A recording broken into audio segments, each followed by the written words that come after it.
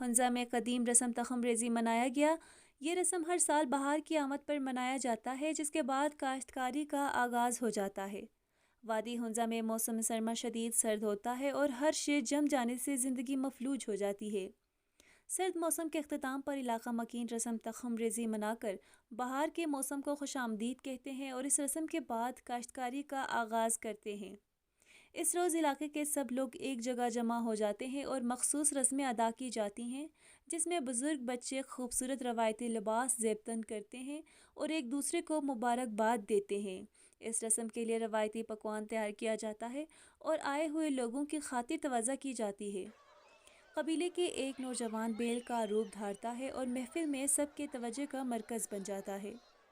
اس روز گاؤں کے پانی کے چینل میں پانی جاری کیا جاتا ہے اور خوشی کا اظہار کیا جاتا ہے۔ ہنزا سے رپورٹ کر رہے تھے علی سیدی۔